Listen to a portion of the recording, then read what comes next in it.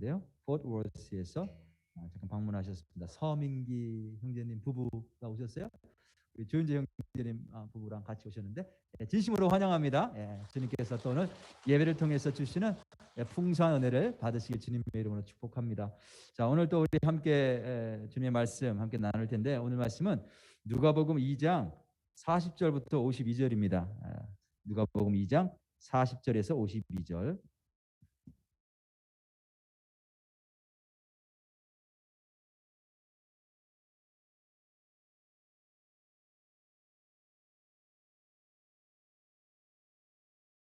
우리 다 찾으신 분들은 함께 읽도록 하겠습니다. 일어서셔서 함께 읽도록 하겠습니다. 교독합니다. 제가 한 절 읽고 여러분들이 한 절 그렇게 읽으시고 마지막 절은 함께 합독하도록 하겠습니다. 아기가 자라며 강하여지고 지혜가 충만하며 하나님의 은혜가 그의 위에 있더라.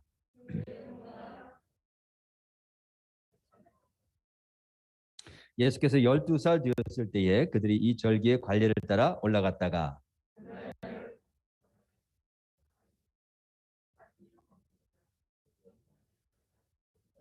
동행 중에 있는 줄로 생각하고 하룻길을 간 후 친족과 아는 자 중에 찾되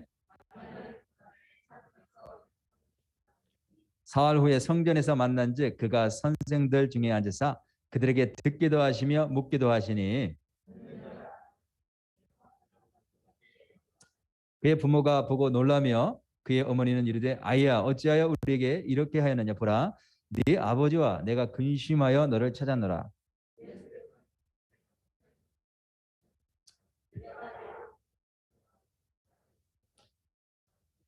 그 부모가 그가 하신 말씀을 깨닫지 못하더라.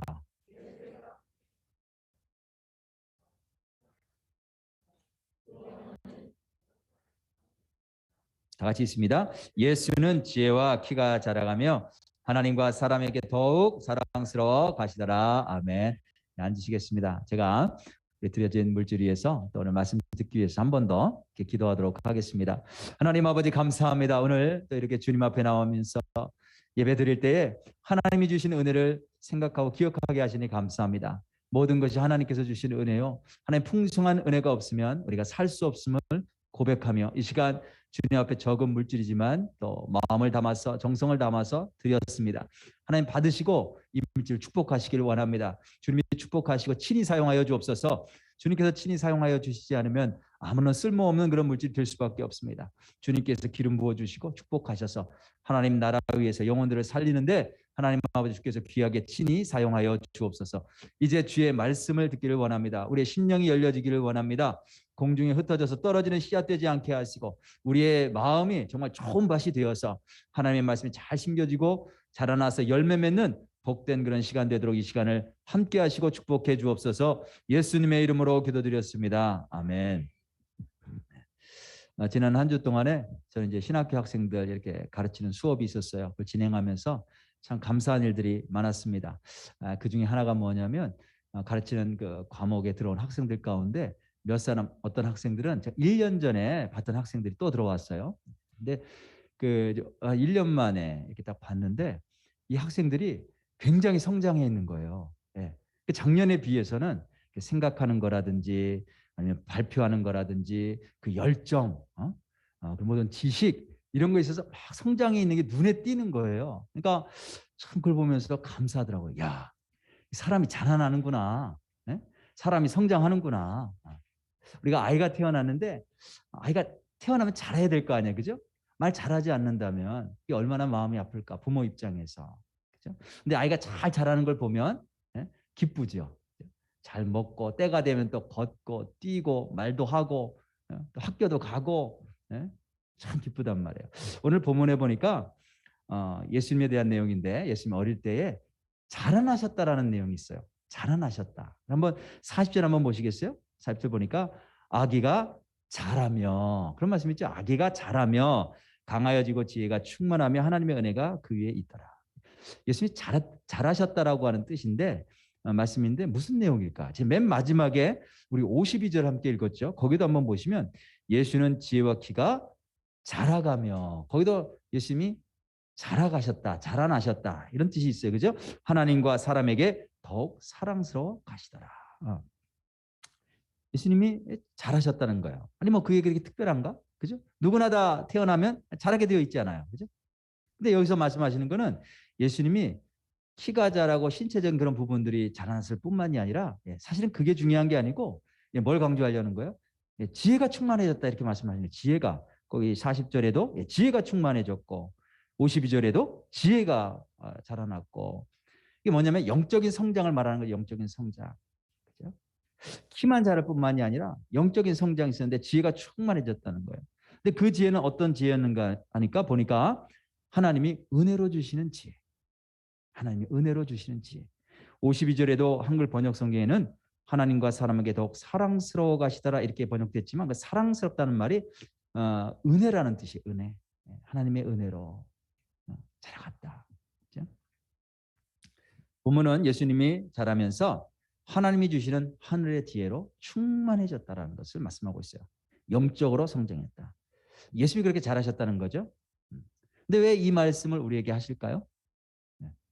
예수님이 영적으로 지혜가 충만해서 하늘의 지혜, 하나님이 주시는 지혜로 충만해서 잘 자라나셨다. 네.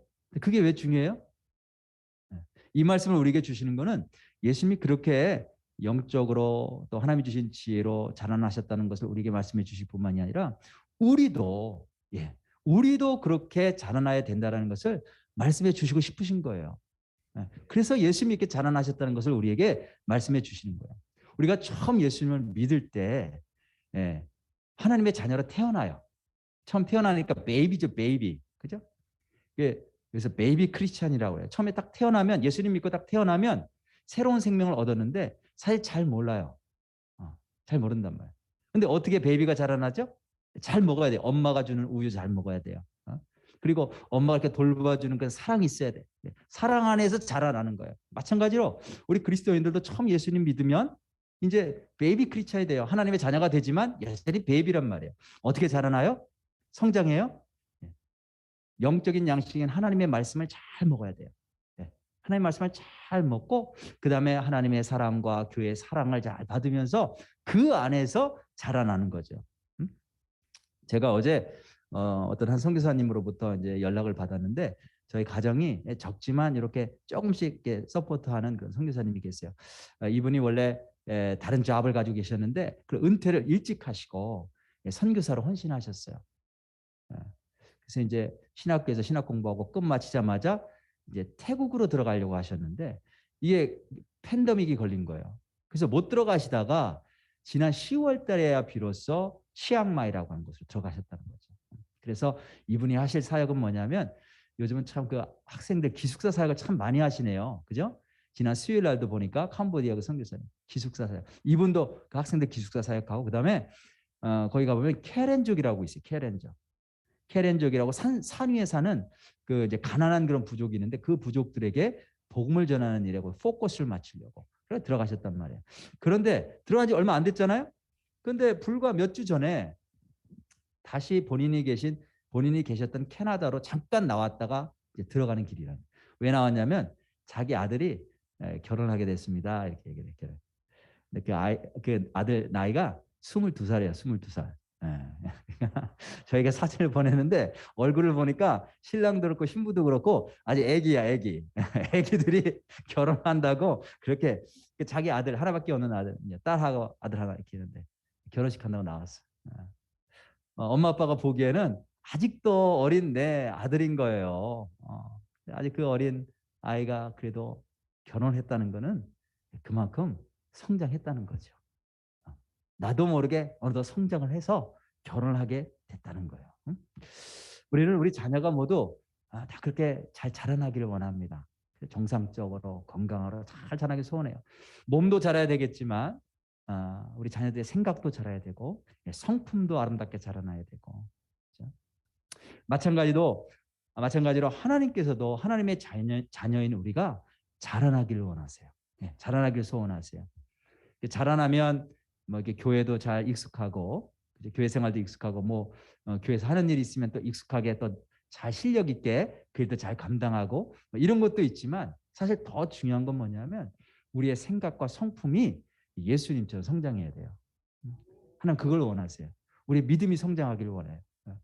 그래서 예수님처럼 그렇게 성숙해지는 그런 자녀가 되기를 원하신다. 자, 그러면 오늘 본문에 보면 우리 모두가 예수님이 잘하셨던 것처럼 영적으로 잘하셨던 것처럼 우리 모두가 하나님의 자녀로서 그렇게 자라나야 되는데 그럼 이렇게 자라난다는 것은 무엇을 의미하는가? 우리가 어떻게 자라날 수 있는가? 내가 이렇게 성장했다라고 하는 것을 어떻게 알 수 있는가? 그거를 몇 가지를 나눠서 오늘 본문을 통해서 우리가 알아볼 수가 있어요. 그 말씀을 좀 나눠보려고 합니다. 첫 번째 보니까 자라난다는 건 뭐냐면 하나님 말씀에 순종하는 것이다 라고 하는 것을 오늘 본문이 말씀해 주고 있어요. 41절 42절 한번 보겠습니다. 그의 부모란 예수님의 부모요. 육신의 부모 마리아와 요셉이죠. 해마다 그죠? 해마다 6월절이 되면 예루살렘으로 가더니 원래는 어디 살고 있었어요? 나사렛이 집이에요. 네, 나사렛에서 예루살렘까지 가는데 얼마나 걸리냐면 걸어서 약 나흘에서 닷새 정도 걸린다고 보면 돼요. 약 한 80마일이 넘는데 하루에 20마일씩 걷는다고 하면 그러니까 1시간에 2마일씩 걷는 게 쉬운 거 아니에요? 그죠? 애들을 이끌고 혼자 이렇게 막 걷는 거 2마일 거 쉽지 않은데 애들 데리고 하루에 2마일 걸으려면 20마일 걸으려면 10시간 걸어야 돼. 네. 그렇게 해서 나흘 닷새를 가야 갈 수 있는 거리예요. 꽤 되는 거리인데 매년 갔다. 매년. 6월절이 되면 예루살렘을 가더니 예수께서 12살 되었을 때에 그들이 이 절기의 관례를 따라 올라갔다가 자, 이 구절이 말씀하려고 하는 게 뭐냐면 그 예수님의 부모 마리아와 요셉이 율법을 잘 따랐다라고 하는 것을 말씀하고 있어요. 구약에 보면 구약 성경에 보면 고대 이스라엘에는 중요한 절기가 세 가지가 있었어요. 오늘날로 말하면 명절, 할러데이, 페스티벌, 할러데이. 미국에도 큰 명절이 있죠. 큰 명절, 뭐 2개 꼽으라면 땡스기빙 하고요, 크리스마스 이런 할러데이 이제 큰 할러데이. 그때 뭘 해요? 어떤 일이 있어요? 패밀리 유니온 있잖아요. 가족들이 자녀들이 다 부모님께로 온단 말이에요. 그죠? 부모님께로. 그래서 패밀리 유니온이 이렇게 일어나요. 비슷하게 유대인들도 그냥 평소에는 그냥 안식일 되면 그 동네에 있는 회당, 우리와 같은 예배당이에요. 예배당. 회당에 모여서 하나님을 예배했어요. 그런데 이 명절이 되면 1년에 3번 있는 이 명절이 되면 다들 다 식구들 다 모아가지고 어디로 가냐면 예루살렘으로 가요. 예루살렘. 거기에 성전이 있어요. 성전. 이스라엘에게는 성전이 하나밖에 없는데 그 성전에 다 모여서 같이 온 패밀리들이 하나님을 예배하는 거죠. 그렇게 하라고 구약 성경에 명령했어요. 그래서 여기 보면 부모들이 매해마다 예루살렘에 올라갔대요. 왜 그랬어요? 그 힘든 일을 왜 그랬어요? 하나님 명령하셨기 때문에 그 말씀에 순종하느라고 식구들 다 데리고 매해마다 빠짐없이 갔던 거예요. 근데 보니까 이스라엘에는 명절이 크게 3개라고 말씀드렸는데 오늘 본문에 보니까 특별히 어떤 명절을 말하고 있어요? 6월절, 특별히 6월절을 말씀하고 있어요. 아니 다른 명절들도 많은데 왜 6월절일까?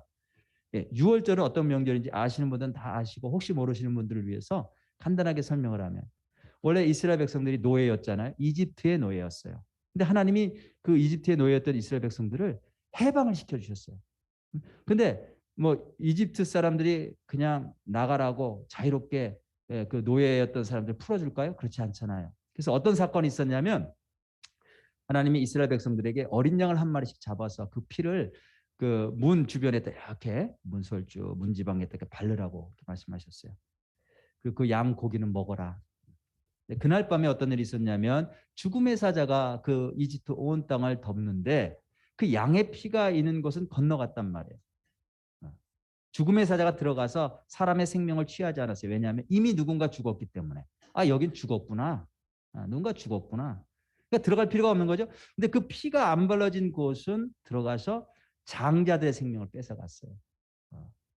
그래서 이스라엘 백성들 그 양을 잡아서 피를 바른 그 백성들은 다 살았고 그를 바르지 않았던 이집트 백성의 모든 장자들은 다 죽은 거예요. 그것 때문에 이제 충격을 받아서 결국은 이집트 사람들이 이스라엘 백성들을 내보내죠. 그래서 자유함을 얻은 거예요. 그거를 기념하기 위해서 세운 명절이 6월절이라는 거예요. 6월절. 넘어가다라고 하는 뜻이거든요. 이게 예수님 오시기 전 1500년 전에 있었던 일이에요. 1500년 전. 1500년 동안 매년 이스라엘 백성은 이 절기를 지켰어요. 근데 이 유월절이 왜 중요하냐? 이게 예수님이 무엇을 하실지를 미리 말씀해 주는 거였어요. 1500년 전에 예수님이 이 땅에 오셔서 우리의 죄를 대신해서 십자가에 죽으시고 피를 흘려서 죽으셨잖아요. 누구든지 예수님을 믿으면 그의 피로 우리의 모든 죄가 용서함 받고 우리가 영원히 죽는 형벌을 면하게 돼요. 하나님의 자녀가 되는 거예요. 그래서 예수님이 죽으실 때 뭐처럼 죽으셨냐면 유월절 어린 양처럼 죽으신 거예요. 우리를 위해 피를 흘려주신 거죠. 근데 예수님이 그 어디서 죽으셨어요? 장소는 예루살렘. 근데 지금 여기 본문에 보니까 이 부모들이 예루살렘에 앞으로 십자가 지고 유월절 어린 양처럼 죽을 자기 아들을 데리고 올라가는 거예요. 매년. 그래서 이 부모들은 하나님의 말씀을 지키기 위해 예루살렘에 올라갔고 나중에 한 18년쯤 지나서 한 20년쯤 지나서 예수님은 역시 예수님도 하나님의 말씀을 성취하시기 위해 순종하시기 위해 십자가를 지시러 예루살렘에 또 올라가죠. 그래서 보면은 이 본문을 통해서 우리에게 주시려고 하시는 게 뭐냐면 하나님의 말씀을 지켰다는 거예요. 우리가 자라난다는 게 무슨 뜻이냐? 우리가 영적으로 성숙해진다는 게 뭐냐? 그는 하나님의 말씀을 이해하고 순종할 때 자랐구나, 영적으로 성숙했구나 이렇게 말할 수 있다는 거죠. 이렇게 하다 보면 하나님께서 내 인생에 주신 삶의 의미, 삶의 목적 이런 것을 알고 그것을 이루게 돼요. 우리가 예수님을 믿고 하나님의 자녀로 태어나게 되면 그 다음부터 어떤 일이 벌어지냐면 내 안에 내 마음에 하나님의 말씀대로 순종하고 싶은 그런 마음이 생겨요. 그런 욕구가 생겨요. 그런 디자이어가 생겨요. 예전엔 그런 일이 없었는데 내가 이렇게 하고 싶어. 저 사람 돕고 싶어. 또는 이 일을 하고 싶어. 교회에서 지금 어떤 이런 일을 한다는데 나도 함께 동참해보고 싶어. 이런 마음이 생겨요. 그건 이제 하나님이 주시는 마음인데 그때 그걸 순종하느냐 않느냐 마지막 결정은 나 자신에게 달려있는 거예요. 그래서 내가 하나님이 주시는 마음인데 내가 순종해야 되겠다. 딱 순종하는 순간 영적으로 성장하는 거예요. 그때 성숙해져 가는 거예요. 그때 예수님을 닮아가는 거예요. 보니까 예수님이 자라나셨다고 했는데 어떻게 자라나셨는가? 부모님부터 말씀에 순종했고 예수님도 어릴 때부터 하나님 말씀에 부모님을 따라서 순종했다는 거예요.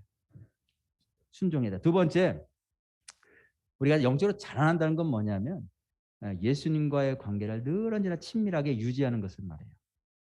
예수님과 늘 언제나 친밀한 관계를 유지한다. 여기 보니까 예수님의 부모가 예수님을 잃어버린 사건이 나와요. 예수님이 잃어버렸어. 43절부터 45절까지 볼까요? 그 날들을 마치고 돌아갈 때에 아기 예수는 예루살렘에 머무셨더라. 자, 그날들 이러면 절기 모든 절기를 다 마치고 7일 8일 동안에 절기를 다 마치고 이제 돌아가죠 집으로. 그때 아기 예수는 12살 된 아기 예수는 그냥 예루살렘에 머무셨더라. 근데 그 부모는 그걸 알지 못하고 동행 중에 있는 줄로 생각하고 하룻길을 간 후에 친족과 아는 자 중에서 찾되 만나지 못하매 찾으면서 예루살렘에 돌아갔더니. 자, 이제 절기가 다 끝났어요. 다 예배드린 거 끝났고 행사 다 끝났고 그래서 이제 요셉과 마리아가 그렇게 자 이제 돌아가자. 짐 모두 다 챙겨. 그래서 다 짐 정신없이 챙기고 다 돌아가요. 근데 그 당시에는 요셉과 마리아가 자기 식구들만 뭐 이렇게 해서 간 게 아니었어요. 온 동네 사람들이 다 내려가는데 그 온 동네 사람들 가운데 친한 친구들도 있었고 친척들도 있었고 그랬다고 그래요. 그래서 여기 보면 뭐라고 그래요? 44절에 동행이 있었고 또 친족도 있었고 아는 사람들이 있었어요. 그러니까 친구들이 있어요. 다 함께 온 동네 사람들이 다 같이 내려간 거예요. 그러니까 얼마나 북적거리겠어요. 또 일주일 이상 묵어야 되니까 짐들이 얼마나 많겠어요. 예수님은 이 당시에 12살이었기 때문에 부모가 일일이 챙기지 않을 정도로 그 정도로 큰 나이예요. 예수님에게는 동생이 최소한 6명 있었어요. 남동생하고 여동생까지. 최소한 한 6명 정도가 있었는데 그 조그마한 아이들 다 챙기라고 얼마나 바빴겠어요. 마리아가. 짐도 다 챙겨야 돼. 먹을 거 잠자리가 다 챙기고 12살 된 아들을 예수는 알아서 잘 따라오겠지 당연히 그래서 생각하고 갔는데 예수님은 따라가지 않았어요. 홀로 남아 있었던 예루살렘에. 자, 이걸 보면서 영화 홈얼론이 생각이 났어요. 홈얼론. 예, 그 식구들이 야, 이 할러데이 맞아서 파리로 여행 가려고 다 계획했어요. 근데 식구들이 많아, 애들도 많고 시카고에서. 근데 그 전날 일이 굉장히 많아서 막 복잡하고 난리가 났어. 막 전기도 정전이 돼가지고 예, 알람이 꺼졌어요. 그래서 아침에 어떻게 해요? 늦게 일어났잖아요. 늦게. 야, 비행기 놓치겠다. 정신없이 짐을 싸가지고 막 비행장으로 막 가는데 예, 그 전날 이 에틱인가요? 어디에게 갇혀 있었죠. 벌 받느라고 캐빈 놓고 간 거예요. 캐빈 아들을 하나 놓고 어디서 깨달아? 비행기 안에서 아마 깨달았죠. 비행기 안에서 그 엄마가 소리 지르잖아요. 캐빈 그래서 예, 캐빈 놓고 왔다고. 여기 보면 우리가 주목할 건 뭐냐면 예수님이 부모님을 잃어버린 게 아니고 예, 부모님이 예수님을 잃어버렸어요. 왜 잃어버렸냐면 다른 것에 정신이 빼앗겨서 예수님이 같이 있으려니 이렇게 생각한 거예요. 있으려니. 근데 사실은 함께 있지 않았어요. 예수님은 우리를 잊어버리지 않으세요. 우리가 예수님을 잃어버리고 사는 거죠. 왜 잃어버리냐면 다른 것에 정신이 뺏겨서. 예수님이 나랑 함께하고 계시겠지. 이렇게 어스움하지만 사실은 우리가 예수님을 잃어버린 거죠. 예수님은 우리를 떠나야 하시지 않았지만 우리 자신이 예수님을 잃어버리고 사는 거예요.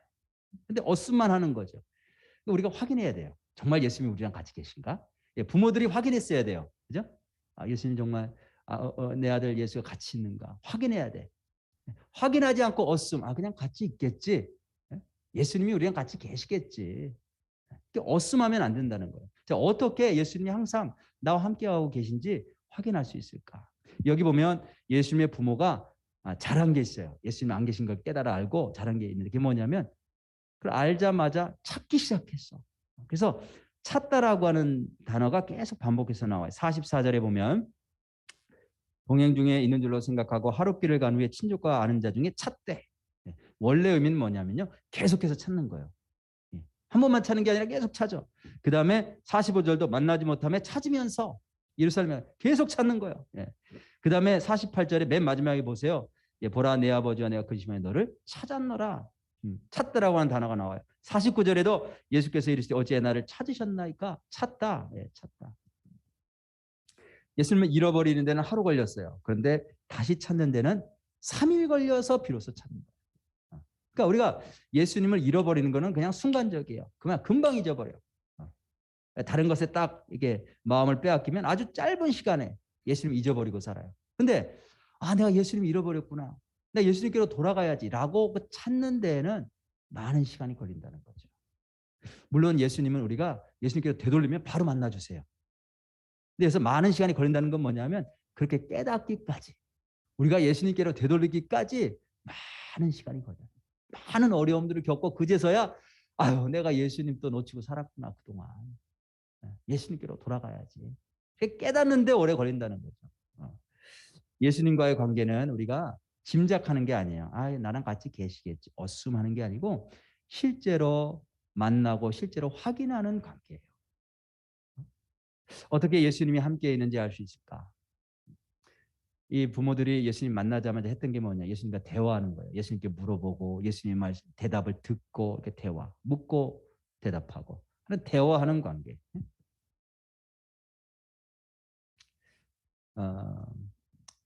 영적으로 성숙한 사람의 특징 우리가 자라나야 되는데 어떤 사람이 자라나느냐?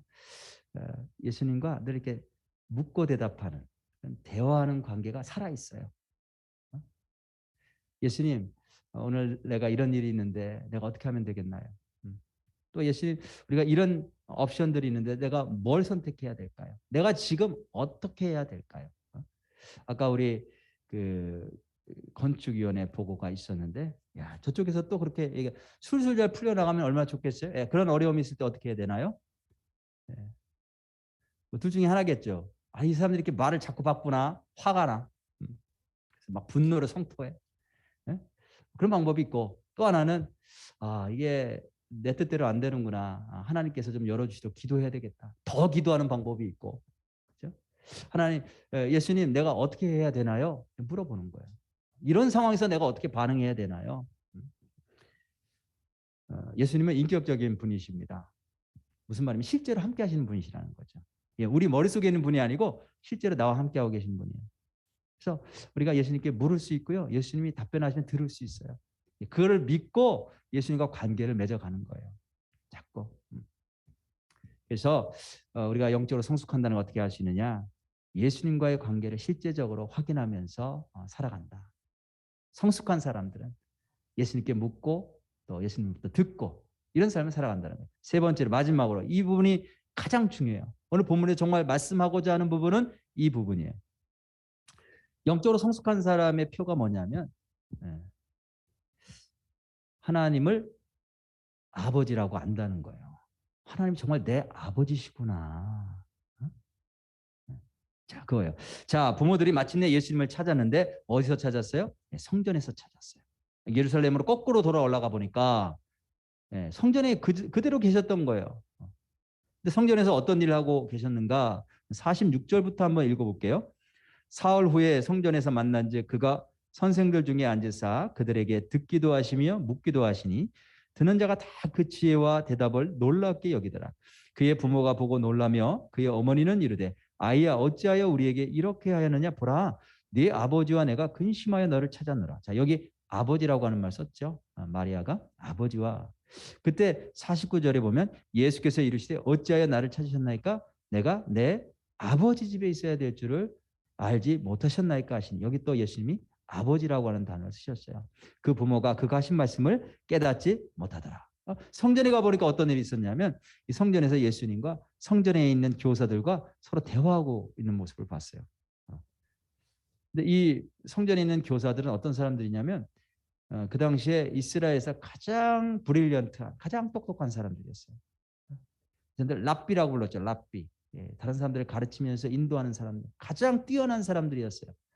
그런 사람들과 이야기를 하는데 이 랍비들이 다 깜짝 놀라는 거예요. 예수님의 이해와 예수님의 그 말씀에 대해서 답변에 대해서 다 깜짝 놀라서 입을 벌리고 어찌할 줄을 모르는 그런 상황을 목격한 거예요. 그래서 하나님의 자녀로 성장한다는 게 뭐냐면 이렇게 하나님의 지혜로 채워지는 거거든요. 하나님의 지혜를 감당할 수 없었던 거죠. 근데 하나님의 지혜로 채워진다는 게 도대체 뭔가? 우리가 하나님의 지혜를 갖고 있다는 게 도대체 뭔가? 그걸 지금 말씀하고 있는데 그 지혜란 뭐냐면 진짜 지혜는 하나님을 아버지로 아는 거예요. 하나님을 아버지로 깨닫는 게 진짜 지혜예요. 잘 이해가 안 가시는 눈치인데 한번 보겠습니다. 그래서 마리아가 물었어요. 48절에 그죠? 제가 다시 한번 놀라며 그의 어머니가 이르되 아이야 어찌하여 우리에게 이렇게 하였느냐 보라 네 아버지와 내가 근심하여 찾았노라. 그에 대해서 예수님이 뭐라고 답변하시냐면 어찌하여 나를 찾으셨나이까 내가 아버지 집에 있어야 될 줄 알지 못하였나이까. 여기서 강조하는 거는 예수님이 아버지 집에 있었다는 게 아니에요.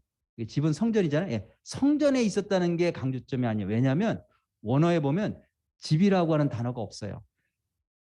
원어에 보면 어떻게 되냐면 in those of my father. in those 복수로 돼 있어요. 복수. 성전이라면 단수해야 되는데 복수. 그래서 여기 여러분 좋은 성경 가지고 계시면 거기 조그만한 번호, 넘버가 이렇게 있고 그 밑에 아마 다르게 원래는 이런 뜻이다 이렇게 나왔을 거예요. 그러니까 내가 아버지의 일들 가운데 있어야 되는 걸 알지 못하십니까? 지금 하는 게 아버지의 비즈니스다는 거죠. 아버지가 하시는 일들 또는 아버지의 사람들 가운데 있어야 될 줄 알지 못하시나이까? 이런 뜻이에요. 복수, 아버지. 그래서 강조가 뭐냐면 집이 아니고 아버지라는 게 아버지. 예수님이 하나님을 나의 아버지라고 불렀다는 거예요. 요셉이 나의 아버지라는 것을 부인하고 무시하는 게 아니에요. 여기 밑에 보면 뭐라고 그래요? 51절에 예수께서 함께 내려가서 나사렛에 이르러 순종하여 받으시더라. 그 부모를 순종하여. 예수님은 아버지와 어머니께 순종했어요. 근데 지금 예수님이 성전에서 말씀하신 건 뭐냐면 하나님을 아버지로 불렀다는 걸 지금 강조하는 거예요.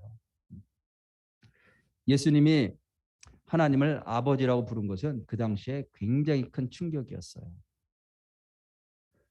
예수님이 십자가에 그러니까 유대인들이 예수님을 잡아서 십자가 위에 달려서 죽게 한 것도 그 이유가 뭐냐면 예수님이 하나님을 자기 아버지라고 불렀기 때문에 죽인 거예요. 그래서 요한복음 5장 18절에 보면 이런 말씀이 있어요. 유대인들이 이로 말미암아 더욱 예수를 죽이고자 하니 이는 안식일을 범할 뿐만 아니라 하나님을 자기의 친아버지라 하여 자기를 하나님과 동등으로 삼음이라라. 유대인들이 왜 예수님을 십자가에 못 박아 죽였느냐? 하나님 아버지라고 불렀어. 그래서 강조점은 뭐냐면 예수님은 하나님을 아버지라 불렀네. 우리는 늘 언제나 하나님을 아버지라 부르기 때문에 이게 얼마나 중요하고 얼마나 깊고 충격적인 내용이 잘 와닿지 않아요. 근데 여기서 중요한 게 뭐냐면 하나님을 아버지라 불렀다. 그래서 여기 지금 우리가 누가복음을 하고 있는데 누가복음에서 예수님께서 하나님을 계속해서 아버지라고 부르셨다는 것을 계속 증언하고 있어요. 몇 군데만 제가 예를 한번 들어볼게요. 9장 26절에 보면 예수님이 이렇게 말씀하셨어요. 누구든지 나와 내 말을 부끄러워하면 인자도 자기와 아버지와 거룩한 천사들의 영광으로 올 때 그 사람을 부끄러워하리라. 예수님이 다시 오시는데 재림 때 누구랑 같이 온다고 말씀하세요? 아버지랑 같이 올 거다 이렇게 말씀하세요. 그 다음에 10장 22절에 보면 내 아버지께서 모든 것을 내게 주셨으니 아버지 외에는 아들이 누구인지 아는 자가 없고 아들과 또 그 아들의 소원대로 계시를 받은 자 외에는 아버지가 누구인지 아는 자가 없나이다. 자, 하나님이 아버지가 된다는 걸 누가 깨닫느냐? 예수님이 깨닫게 해주셔야, 도와주셔야 깨닫는다는 거예요. 아무나 그를 아는 게 아니라는 거죠. 하나님이 내 아버지 되시는구나. 예수님이 내 안에서 역사하셔야 깨달아 안다는 거예요. 그 다음에 예수님께서 하나님은 나의 아버지가 되셔 라고 말씀하실 뿐만이 아니라 그 하나님은 바로 너희들의 아버지야. 우리의 아버지라고 하시는 것을 말씀해 주고 있어요. 그래서 11장 2절에 이렇게 말씀하시죠. 너희는 기도할 때 이렇게 하라. 아버지여. 아버지여. 이름이 거룩히 여김을 받으시오며. 너희가 기도할 때 아버지에게 기도하는 거야. 이렇게 말씀하시죠. 아버지에게 기도하는 거야. 그 다음에요. 11장 13절에 너희가 악할지라도 좋은 것을 자식에게 줄 줄 알거든 하물며 너희 하늘 아버지께서 구하는 자에게 성령을 주시지 않겠느냐. 아버지가 너희들 기도를 다 듣고 계셔. 아버지는 가장 좋은 것을 주시는 분이셔. 이렇게 말씀해 주시는 거예요. 그리고 12장 29절부터 보면 너희는 무엇을 먹을까 무엇을 마실까요 구하지 말며 근심하지도 말라. 너희 아버지께서는 이런 것이 너에게 있어야 할 줄 아시느니라. 적은 무리여 무서워 말라. 너희 아버지께서 그 나라를 너에게 주시길 기뻐하시느니라. 아버지가 너희 형편을 다 알고 계셔. 그분은 이 세상에 어떤 것이 아니고 하나님 나라의 그 영광스러운 것을 너에게 주시려고 하시는 아버지야. 라고 말씀하시는. 그러니까 염려하지 마라. 이렇게 말씀하시는 거죠. 예수님이 마지막에 돌아가실 때 이렇게 말씀하셨어요. 23장 46절에 아버지여 내 영혼을 아버지 손에 부탁하나이다. 예수님께서 당신의 생명을 아버지 손에 부탁드렸어요. 그러니까 하나님은 어떤 분이시냐? 내 모든 인생을 다 맡길 수 있는 아버지. 내 생명을 끝까지 맡길 수 있는 그 아버지가 되신다라고 하는 것을 말씀해 주시는 거예요. 예수님께서 이 땅에 왜 오셨는가? 이걸 우리에게 알려주시려고 오셨어요. 그분의 사명이 무엇이었냐면 우리를 아버지께로 인도하시는 거. 그래서 우리가 신앙이 성장한다는 게 도대체 뭐냐? 우리가 예수님 믿고 그러면 이제 베이비 크리스찬이 되는데 자라나야 되잖아요. 그죠? 아이는 자라나야 되는 거예요. 마찬가지로 우리도 영적으로 자라나야 되는데 그 자라난다는 게 뭐냐? 우리가 여러 가지로 말을 할 수 있지만 오늘 본문에서 말씀하시는 게 뭐냐면 신앙이 성장한다는 것은 하나님이 나의 아버지 되시는구나. 이것을 더욱 알아간다는 거예요. 더 깊이 알아간다는 거예요. 참 지혜가 뭐냐? 하나님이 내 아버지 되신다는 걸 깨닫는 거예요. 그러면 그 하나님 아버지께 내 모든 삶을 맡길 수가 있어요. 그리고 그 아버지가 말씀하시는 거 순종할 수가 있어요. 그래서 하나님이 나를 창조하신 창조자, 나를 구원하신 구원자, 모든 능력을 가지고 계신 전능하신 분, 이것을 우리가 알고 믿는 것도 중요하지만 그것뿐만이 아니라 하나님이 나의 아버지가 되신다. 그분이 곧 나의 아버지시라는 것을 믿는 것. 그게 진짜 영적으로 성숙한 사람이에요. 그 한국의 유명한 배우 부부 차인표하고 신혜라 그 두 부부가 딸 둘을 입양했잖아요. 딸 둘. 지금 잘 키우고 있는데 근데 입양하고 어릴 때부터 그 사실을 알렸다고 그래 애들한테. 너희들은 우리가 입양한 아이들이야. 왜냐하면 나중에 커서 이걸 알면 충격받아가지고 잘못대로 이렇게 빗나가는 경우가 더 많기 때문에 어려서부터 알려줬다고 그래요. 근데 어느 날 그중에 딸 아이가 하나가 어릴 때 막 울면서 왔대요. 엄마에게 시네라에게 막 왔어. 막 울면서 오니까 아가야 왜 울어 왜 울어. 그 아이가 이렇게 얘기를 했대죠. 난 엄마가 진짜 내 엄마였으면 좋겠어요. 난 엄마가 진짜 내 엄마였으면 좋겠어요. 그러니까 시네라 씨가 그 대답을 듣고 얼마나 안타까웠겠어요. 예, 마음이 얼마나 아팠겠어요. 그러면서 이렇게 답변했대요. 아가야, 내가 내 진짜 엄마야. 내가 내 진짜 엄마야. 내가 엄마라고 부르지만 진짜 엄마라고 생각 안 하면 아무리 그 엄마가 나한테 뭐 좋은 걸 만들어 맛있는 음식을 만들어주고 좋은 거를 사주고 아무리 사랑을 쏟아 부어줘도 예, 내 진짜 엄마라고 생각 안 하면 여전히 마음에 평안이 없어요. 고통이 있고 그죠? 안정감이 없죠. 하지만 진짜 엄마라고 내가 믿는다면 그 엄마가 혹시 나를 혼을 내도 그죠? 나를 혼을 내도 상처가 안 돼요. 왜냐하면 내 엄마니까. 또 혹시 그 엄마가 너무 바빠가지고 나한테 신경을 요즘 못 써. 예, 그래도 괜찮아요. 좀 기다리면 엄마가 다시 돌아올 걸 알아. 왜냐하면 내 엄마니까. 그 두 딸들에게 아니 차인표 시네라가 엄마 아빠가 됐으면 다 된 거 아니에요? 그죠? 함께 살고 그 모든 삶을 다 책임져 주는데 예수님이 우리에게 오셔서 이렇게 말씀하시는 거예요. 얘들아, 하나님이 진짜 내 아버지셔. 진짜 내 아빠야. 그분이 모든 것을 다 가지고 계시고 너희들을 사랑하시고 모든 것들을 다 책임져 주시는데 염려하지 말고 살고 하나님께 모든 걸 다 맡기고 살고 하나님 아버지께서 말씀하신 거 다 너희들을 위해서 하는 거니까 순종하면서 살고 이거를 보여주셨어요. 알려주셨단 말이죠. 그리고 그것을 아는 게 진짜 지혜라고 하는 사실 오늘 본문을 통해서 우리에게 말씀해 주시는 줄로 믿습니다. 우리가 왜 예배를 드리나? 이게 아버지를 만나는 시간이니까 당연하죠. 당연한 거. 왜 우리가 날마다 큐티를 해요? 왜 아버지 말씀이니까. 당연한 거예요. 왜 우리가 염려하지 말아야 돼요? 아버지가 내 삶을 책임져 주실 거니까 이게 당연한 거예요. 당연한 거. 저와 여러분들 모두가 날마다 이 믿음 안에서 자라나기를 원합니다. 맞아. 하나님이 내 아버지신데 내가 왜 염려하면서 살았지? 내가 왜 분노하면서 살았지? 내가 왜 용서하지 못하면서 살았지? 하나님이 내 아버지신데 이 믿음 안에서 더욱더 자라나고 더욱더 성숙해지는 그런 귀한 믿음으로 자라시는 복된 성도님들 되시기를 주님의 이름으로 축복합니다. 자, 오늘 말씀 생각하면서 함께 찬양 한 곡 부르고 그리고 우리 함께 말씀 붙잡고 기도하는 시간 갖도록 하겠습니다. 나를 지으신 주님 내 안에 계셔. 처음부터 내 삶은 그분 안에 있었죠. 나의 모든 걸 아시는 주님 우리 함께 찬양합니다.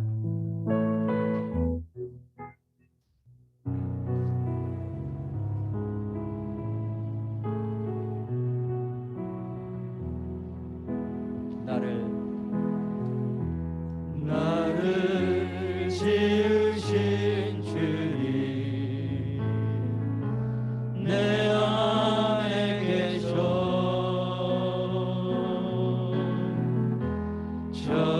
처음부터 내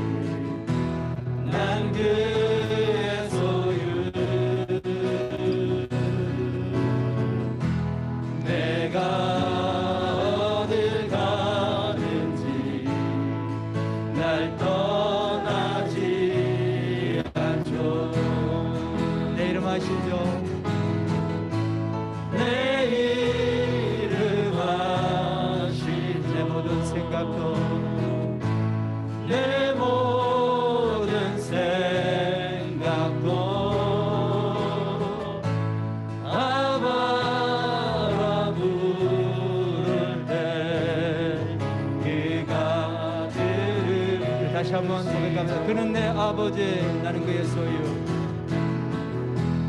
그는 내 아버지, 난 그의 소유. 내가 어딜 가든지, 내가 어딜 가 날 떠나지 않죠. 날 떠나지 않죠. 내 이름 아시죠. 내 모든 생각도 아바라 부를 때 그가 들은 내 이름 아시죠. 내 모든 생각도 내 이름 아시죠. 내 모든 생각도 아바라 부를 때 그가 들으시죠. 자, 오늘 함께 말씀 생각하면서 기도하는 시간 갖기를 원합니다. 하나님께서 우리를 예수 그리스도의 보혈로 주님의 자녀로 낳게 해 주셨습니다. 낳아 주셨습니다. 하나님의 자녀로 낳아 주셨습니다. 우리가 자라기를 원합니다. 영적으로 자라는 것 당연하게 여겨야 됩니다. 어떻게 하는 것이 영적으로 자라는 것일까요? 우리가 내가 영적으로 성숙해져 간다는 것을 어떻게 알 수 있을까요? 하나님께서 말씀하실 때 하나님의 말씀이기 때문에 순종하는 모습, 또 늘어나는 삶 가운데서 주님과 교통하고 교제하는 모습, 기도로 교제하죠. 또 말씀을 우리 함께 묵상하면서 하나님께 물어보기도 하고 하나님의 음성에 귀 기울이기도 하고 함께 대화하면서 살아가죠. 또 무엇보다도 그 하나님께서 나의 아버지 되심을 고백하고 정말 내 모든 삶을 주관하시고 나는 하나님의 자녀로 세우시고 하늘나라에 놀라운 그런 유업들을 나게 주신 아버지 되심을 날마다 믿는 믿음으로 살아가기를 원합니다. 지금 그렇게 살아가기를 원합니다. 지금 살아있는 관계가 되기를 원합니다. 탕자의 비유를 보면 예수님 그 아버지가 두 아들이 있었습니다. 둘째 아들은 아버지를 떠나 살다가 나중에 고생하다가 맞아, 아버지 집에는 모든 것이 풍족하지, 내가 아버지 길로 돌아가야 되겠다 생각하고 돌아왔을 때 아버지가 두 팔 벌려 안아주고 그리고 모든 것들을 회복시켜 줍니다. 풍성한 은혜를 부어줍니다. 반면에 큰아들은 늘어난 아버지와 함께 있었는데 그 모습을 보면서 불평하고 불만하고 원망합니다. 분노합니다. 내가 아버지를 위해 평생 일했는데 어떻게 아버지는 나에게 아무것도 안 해주실 수 있어요. 그때 그 아버지가 너무나 안타까워서 이렇게 큰아들에게 얘기를 합니다. 얘야, 내가 언제나 너랑 함께 항상 있었지 않느냐. 내 모든 것이 다 내 것인데 우리 함께 이 잔치에 참여하지 않았는데 초청합니다. 주님, 저는 정말 하나님께서 내 아버지 되심을 알고 있습니다. 우리가 아버지라고 날마다 부르지만 함께 나와서 예배도 드리고 주님과 동행하는 것 같지만 정말 내 삶 가운데서 하나님을 내 아버지라고 믿고 모든 것을 의지하고 맡기며 살아갑니까? 주님, 하나님 내 아버지가 되시면 예수님 이 땅에 오셔서 십자가에 죽기까지 그것을 전하시며 돌아가셨는데 하나님 그 사실 정말 믿어지게 하시고 하나님 아버지라 고백하며 믿으며 오늘도 나아갈 수 있도록 하나님의 자녀로 나아갈 수 있도록 주여 도와주옵소서. 우리 함께 아버지를 크게 한번 부르고 우리 통성으로 기도하겠습니다. 아버지, 하나님 아버지 감사합니다. 오늘 하나님 주님 나의 아버지 되시면 다시 한번 말씀을 통해서 알려주시니 감사합니다. 하나님 주님 역사하셔서 특별히 하나님 예수님 이 땅에 오셔서 어릴 때 어떻게 자라나셨는지를 말씀하심을 통해서 우리도 하나님의 자녀로 이 땅에서 자라기를 원하셔서 우리를 초청하시는 주님, 말씀으로 초청하시는 주님의 영성에 귀를 기울입니다. 하나님 주께서 말씀하실 때 순종하며 나아갈 수 있도록 아버지 하나님 도와주옵소서. 주님의 말씀이기 때문에 아버지의 말씀이기 때문에 하나님 신뢰하며 나갈 수 있도록 도와주옵소서. 날마다의 삶 가운데서 아버지와 주님 예수님을 놓치지 않고 예수님과 교제하며 나가기를 원합니다. 함께 언제나 옆에 있는 줄 확인하기를 원합니다. 하나님 아버지 대화하며 친밀하며 아버지 가까운 관계로 하나님 아버지 언제나 나갈 수 있도록 도와주옵소서.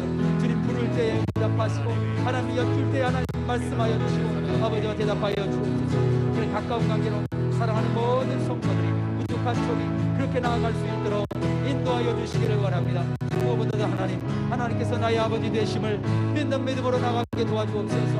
아버지라고 부르지만 정말 큰 아들처럼 여전히 하나님 만족하지 못하고 하나님 인도하며 불평하고 있습니다. 하나님 주께서 정말 안타까워하시며 나를 부르시는 그 모습에 하나님 아버지 온전히 내 삶을 맡길 수 있도록 이끌어 주옵소서. 하나님께서 우리 아버지 되셔서 모든 것들을 이루시고 우리 죄에서 구원하시고 하나님 자녀가 되는 모든 신분도 주시고 우리의 미래까지도 책임져 주시겠다고 약속하십니다. 우리에게 바라시는 것은 그 하나님을 믿고 아버지라고 믿고 신뢰하고 우리의 삶을 주님께 맡기는 것인 줄로 믿습니다.